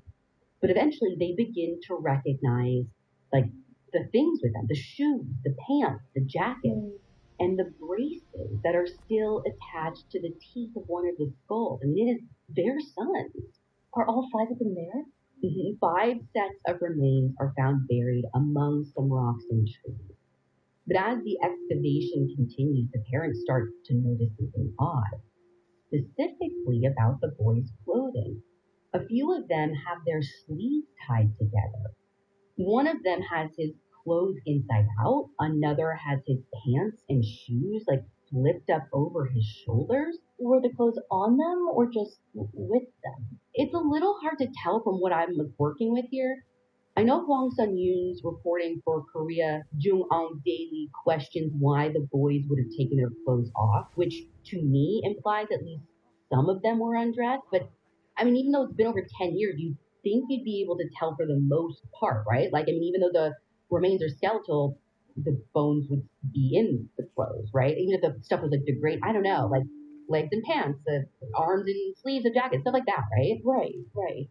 But either way, the state of the clothing isn't the only thing that disturbs the parents, because as the remains and clothing are being processed, the sleeve on one of the jackets is untied and a few empty cartridges fall out.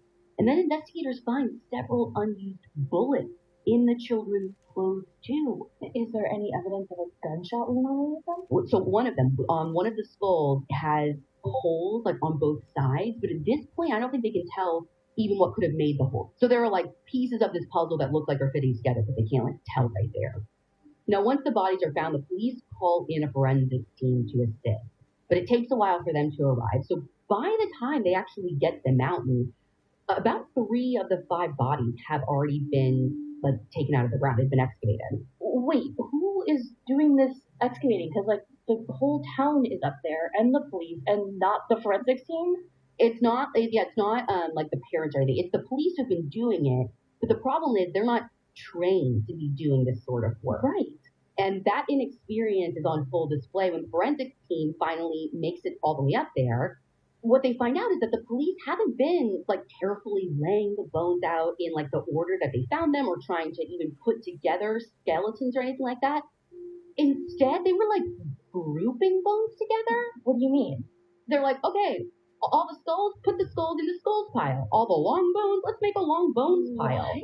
Yeah, and they're not even like on a sterile tarp or anything. They're just like laying it out on newspaper. You're kidding me.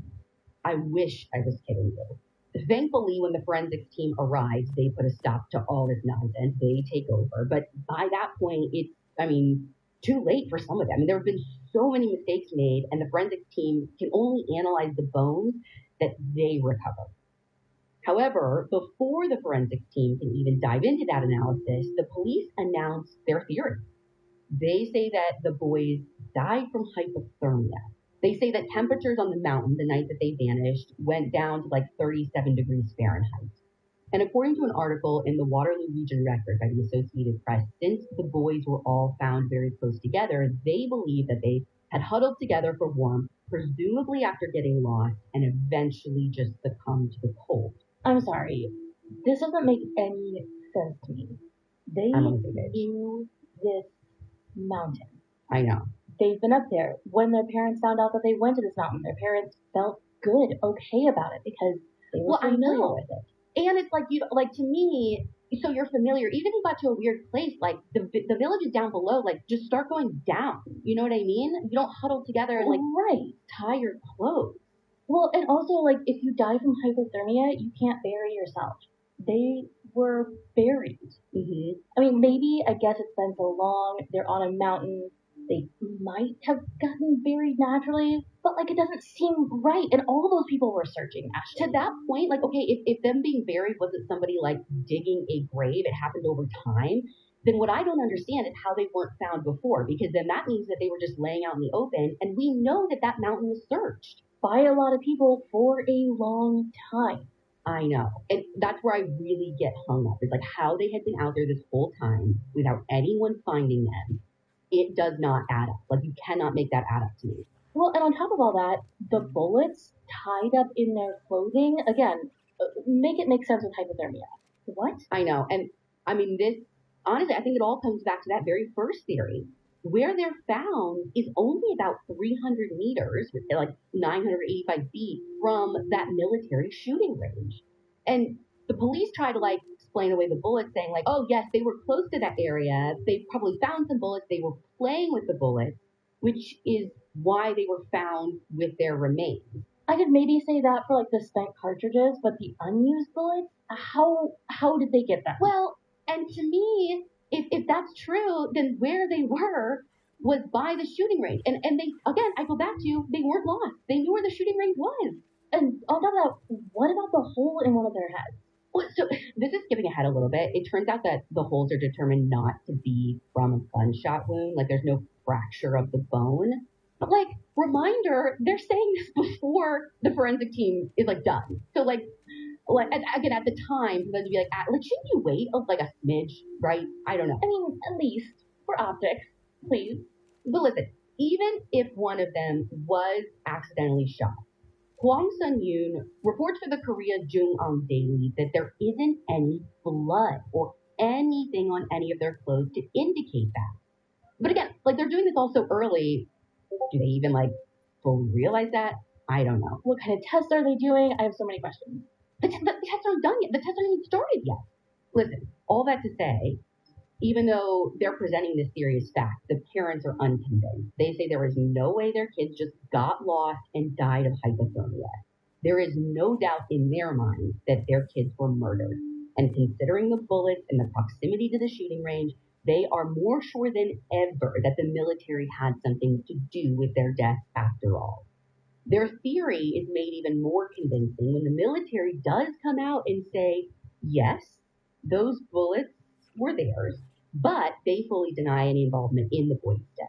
Then how did a bunch of kids get access to your bullets, military? I know. To your point, not just the casings, unused bullets. I don't know if they're saying that you just found them on the mountain, but to me, that's a little negligent. Those would be on base, secured, checked out when you're like practicing at the range. I don't know. I don't even know if they like even try and offer an explanation. But there are even more questions because the forensic teams, once they get to, actually do their jobs that they're paid to do, they find some evidence that the boy's death may not have been from natural causes. See, on some of the bones, specifically on the skull of 14-year-old Chulwan, they find these marks that look to be from a blunt instrument. They're like these little indents, and some of the other bones have cuts in them too. Now, of course, police come out and say that those marks likely occurred post-mortem, but, just to be sure, the forensic team sends photos of the marks over to an anthropologist in the States for a second opinion, and the American anthropologist says that not only are those marks, quote, man-made, they happened before Chulwan died. So what made them? That's the question that they can't answer. There is one theory that the boys died of blunt force trauma, but they can't prove it. So they're at this kind of standoff with one another. And that's when the rescue team director for the Korea Alpine Federation gets word of the police's hypothermia theory. And he feels that something isn't right either.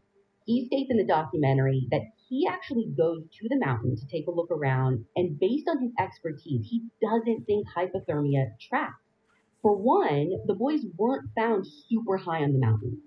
Not only that, but they're less than 100 meters. We're talking a little over 300 feet from a road, which is what I was saying earlier. So if they were lost and Right, from a road on a mountain that they're familiar with.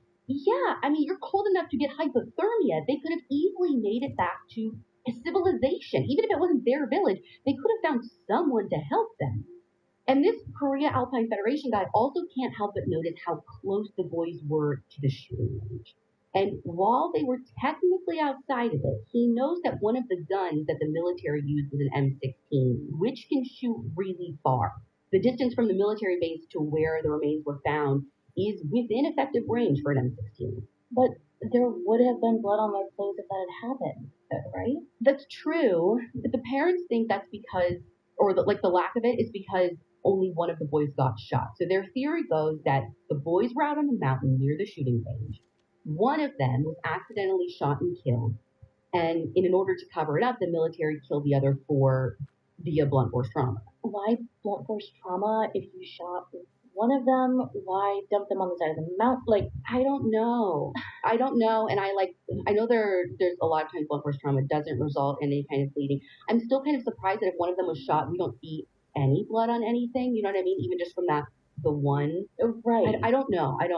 Well, and like, had the clothes degraded? Were they exposed to elements at all? Like, there's just a lot of questions. Yeah, and what I imagine too is I imagine being 5 kids out there. You're literally playing. All of a sudden, your friend is shot. What do you do? I mean, do you all stay there and huddle? Do you run? Like, how did they even corral all the kids? I don't know. Like, there's something about it that like isn't working either. I can't. There's a piece that I'm missing. If that's what happened and they killed those other boys because one was accidentally shot, did it all happen there on the side of the mountain? Like, how did they find out about it? It was that far away. So there's a tie to this military thing, and there's a bit of a caveat to this. Something that might, again, help tie it even more. So remember how I said that the boys went missing on a national holiday? Yeah, it was like an election day. So the military wasn't holding drills that day. So your everyday soldier wasn't shooting. But commissioned officers were permitted to use the shooting range at any time. And there is a rumor that circulates that this one particular officer went out that day with the intent to use up some unspent bullets. Although the name of that officer is unknown. And I mean, at the end of the day, it's just a rumor. But what I go back to, then you're talking, it's not like the whole military was running drills and then this happened and you have the whole military go cover this up. It would have been one person. You have one officer doing all of it. Yeah. So I don't know. Ultimately, the forensic team releases a report that states that the boys were killed and buried all in that same spot. So even you were saying earlier the idea they would put them up, they say it all happened there. And they think this for a few reasons. One, because the bones that they excavated were all in anatomical order. So had they decomposed first and then been buried where they were found, their bones wouldn't have state all put together, which like I get what they're saying, but again, at the same time, if they would have been moved and buried while they were like immediately after death, like I think you would have seen the same thing, right? I mean, immediately is also subjective. I mean, it was like a couple of days even. But the other thing they point to is they say when a body decomposes, certain chemicals will seep into the soil around it. And even all these years later, the soil around them still contains these chemicals, indicating that this is where they decompose. So I'm like, I think it's less of like where they killed and put there, more that what they're saying is that they have decomposed there. In that spot. So they have essentially been there the whole time. Yeah, for a significant amount of that time. Yeah, but like the National Organization of Missing Children, that guy, he gets hung up on the fact that no one found them during all those searches of the mountain when the boys first went missing. So like if we're saying everything points to the fact they've been there the whole time, what the heck? I mean, honestly, I'm hung up on the exact same thing. I know. But like no one can prove anything. And what's worse, if the boys really were murdered, time is actually running out to find who killed them and charge them with the crime, because the statute of limitations for murder there is just 15 years at the time.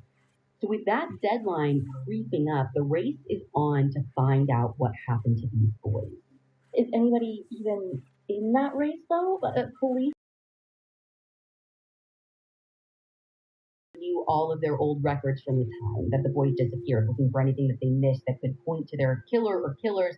But even in doing that, they don't find anything, so then they just stop with their investigation, which to the parents just feels like they're giving up.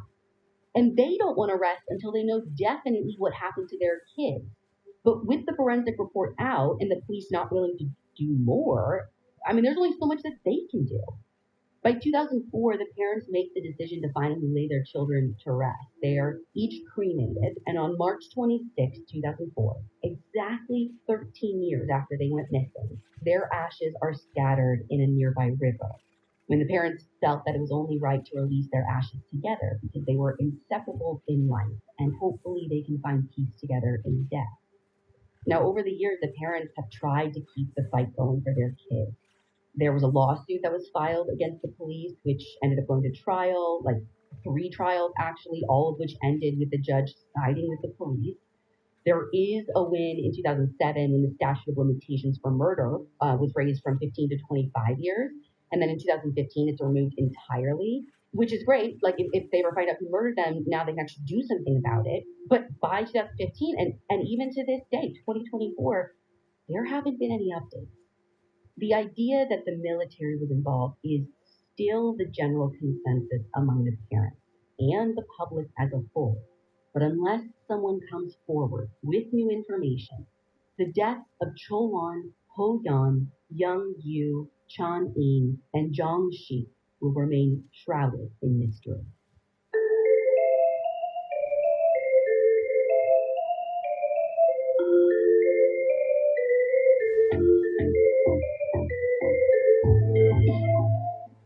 You can find all the source material for this episode on our website, crimejunkiepodcast.com.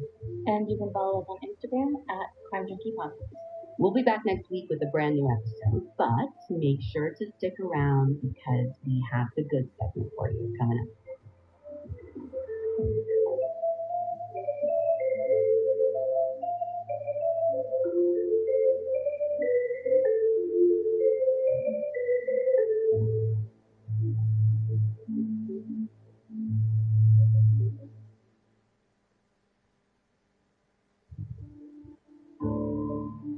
All right, welcome back, Crime Junkies. Let's talk about some good. Yes, I love ending our month on a high note by sharing these just incredible stories. And don't forget, we could share yours too. Head on over to the good segment page on our website, crimejunkiepodcast.com, to submit a story of your own. The whole team, truly, we love reading every single one of them. So please send them our way. Yeah, you guys, even if it doesn't make it to like the end of an episode at the end of the month, this whole thing started. It makes it to the whole team. Yeah, this whole thing started because we have a Slack channel at work called The Good, and every time we get like an amazing story or hear something amazing that came out of the work that we're doing, we put it in there, the whole team. I mean, it's what keeps all of us going every week, so please share your story. Yeah, and we'll have a direct link to that in our show notes. All right, so without further ado, Greg. brighten our days with something good. Hello, fellow crime junkie and teacher here.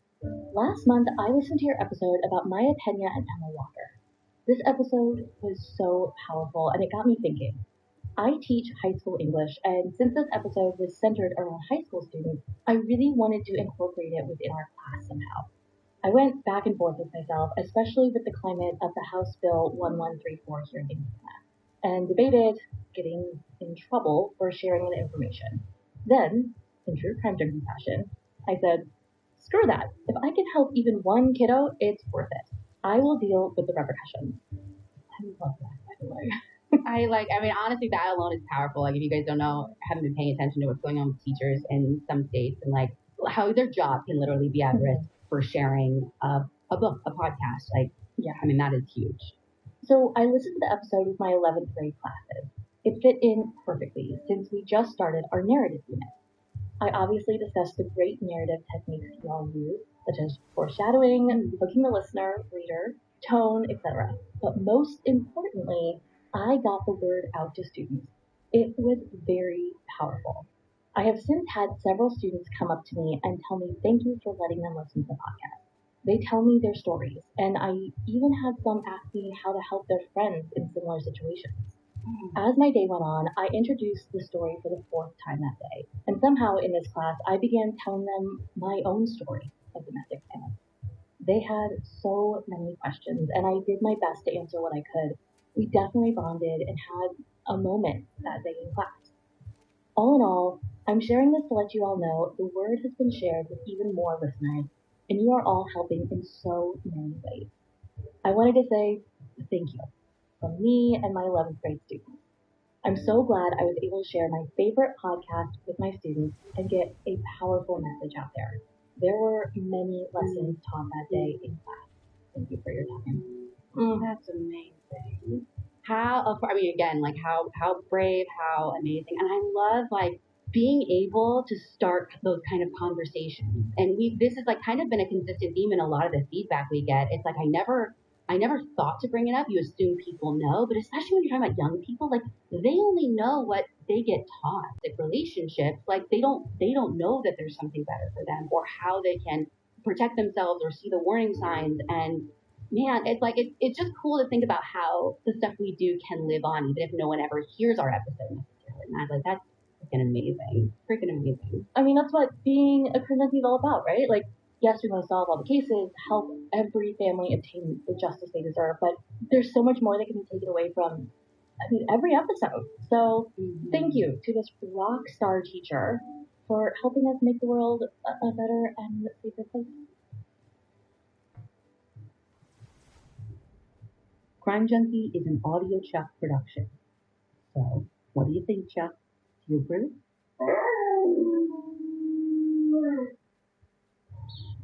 A morning walk, some bird watching. It's another easy Sunday. United Health Group makes these ordinary days possible with partners like the University of Tennessee Health Sciences, helping communities manage their health closer to home. 54% of participants have lowered their blood pressure, meaning fewer heart attacks and more Sundays at the park. This might feel like an ordinary day. To United Health Group, it's the healthcare system working better for everyone. Learn more at unitedhealthgroup.com/commitment. OnDeck is built to back small businesses like yours. Whether you're buying equipment, expanding your team, or bridging cash flow gaps, OnDeck's loans up to $400,000 help make it happen fast. Rated A+ by the Better Business Bureau and earning thousands of 5-star Trustpilot reviews, OnDeck delivers funding you can count on. Apply in minutes at OnDeck.com. Depending on certain loan attributes, your business loan may be issued by OnDeck or Celtic Bank. OnDeck does not lend in North Dakota. All loans and amounts subject to lender approval. Hi, Crime Junkies. I'm your host, Ashley Flowers. And I'm Britt. And the story I have for you today is a cautionary tale. One about assumptions and rushed judgments and games of power can cloud our vision and make us miss what's right there in front of us. This is the story of Maria Marta Garcia Belsunce.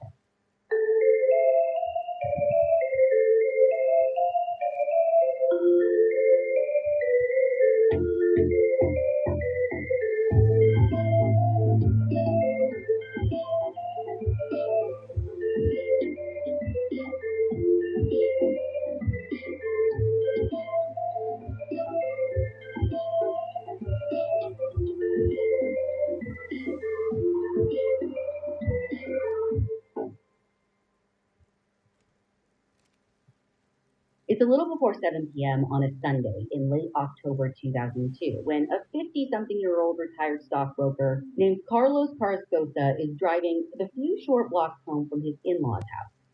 And by the way, when I say in-laws, I'm talking about his wife, Maria Marta's half-sister, Irene, and her husband, Guillermo. So, like, not her parents' kind of in-laws.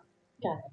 Anyways, Carlos and Guillermo are buddies, and they had spent the evening watching a huge national soccer match together, like pretty much everyone else there in Argentina.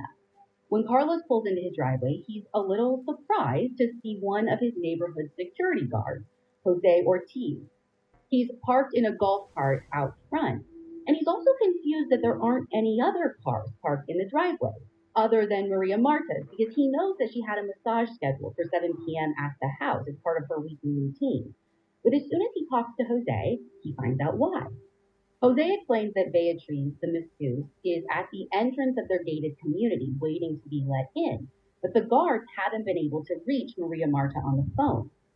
And she's waiting at the entrance because this is the type of neighborhood where guests have to be authorized to enter. So this guard says that he stopped by to see if he'd have better luck knocking on the front door, but he kind of got the same thing, no answer. Now, Carlos doesn't quite know what's up, but he gives Jose the go-ahead, go ahead, let Beatriz in, because he knows this is his wife's plan.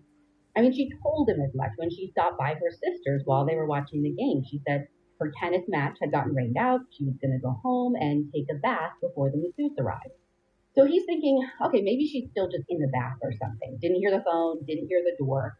But before he even enters the house, he is surprised yet again because he realizes that the door is unlocked.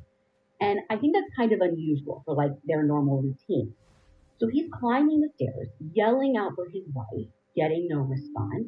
And when he reaches the top, he sees that their bedroom is full of steam. But it's not until he steps in and gets a peek into the ensuite bathroom that he realizes that something is wrong. Something is very wrong. Because his eye is immediately drawn to a pool of blood on the bathroom floor. He races into the bathroom, and that's when he sees her. There is his wife, fully dressed, but draped over the side of the tub, face down in the water. And the water isn't clear like it should be. It is crimson, blood red. Panicked and confused, he pulls her out, lays her down on the floor in the doorway between the bath for help. So where is this blood coming from? Well, it looks like it's coming from her head, and there is a lot of it. So Beatriz runs in. She starts trying to resuscitate Maria Marta, and Carlos races to the phone, picks it up, and he dialed Irene and Guillermo. How about calling for an ambulance? It's a little strange, but he later explains in an interview for the Netflix docuseries on this case that his mind is just completely blank at this point. And to be fair, I actually don't think they do at the time because he also mentions having to find a number for an ambulance once he hangs up with Irene and Guillermo. Anyways, Guillermo gets there first, and Irene isn't far behind, and she asks if they've called for an ambulance. And I think Carlos might actually be on the phone with the emergency services at that point, trying to give them directions to the neighborhood. And Irene says all she can think to do is to try and go find a doctor. So she runs out into the street, hoping she'll see the ambulance maybe speeding in. There's no sign of one anywhere, though, not even the sound of sirens in the distance. So she runs to the house of a medical student and begs him to come back to Carlos and Maria Marta with her, which he does, and then he takes over the resuscitation attempt. An ambulance finally pulls up at 7:28 p.m. Inside is Dr. Juan Gobri-Bordon, and he asks what happened as he begins administering adrenaline shots and shocks with a defibrillator trying to revive Maria Marta. Carlos immediately says that there had been some kind of terrible accident. Maria Marta must have hit her head on the low slung ceiling beams above the bathtub and passed out, or maybe she passed out and then struck her head maybe on the bathtub faucet, but whatever happened, it definitely involved a blow to the head. And I assume he's saying that because of all the blood coming from her head. And honestly, to Carlos, this is the only explanation that makes sense because he'd actually seen something like this before. His mom relied on sleeping pills and alcohol to sleep, and one morning she had been disoriented and tripped and hit her head on the bathroom sink. Carlos was actually the one who found her sprawled out on the floor unconscious. Now, she survived, but I mean, it was a serious injury. She had like permanent brain damage from it. I mean, yeah, so this is like literally a scene that he's like seen before. It's happening all over again.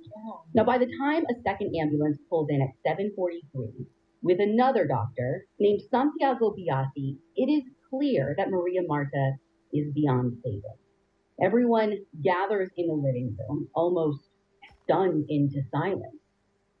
It is then that Dr. Gauvry Gordon makes a fateful request to Beatrice, one that he will actually come to regret. The scene upstairs is shocking. I mean, there is just so much blood, and the doctor doesn't want Carlos or the rest of the family to have to see that. At least not again, especially now knowing that Maria Marta is gone. So he asks Beatrice to grab a bucket and grab some towels and clean things up. He does what now? Yeah. And I mean, no one tells Beatrice not to, and no one thinks to like stop her. So she does what she's asked by this doctor. She heads upstairs, she cleans up the bloody scene. And actually, according to that other doctor, Dr. Biasi, Dr. Gauvry Gordon himself cleans up Maria Marta, wiping blood from her face and head. And it's interesting because that night actually turns into a kind of vigil for Maria Marta's family and friends. Now that she's cleaned up, I mean, she almost looks peaceful.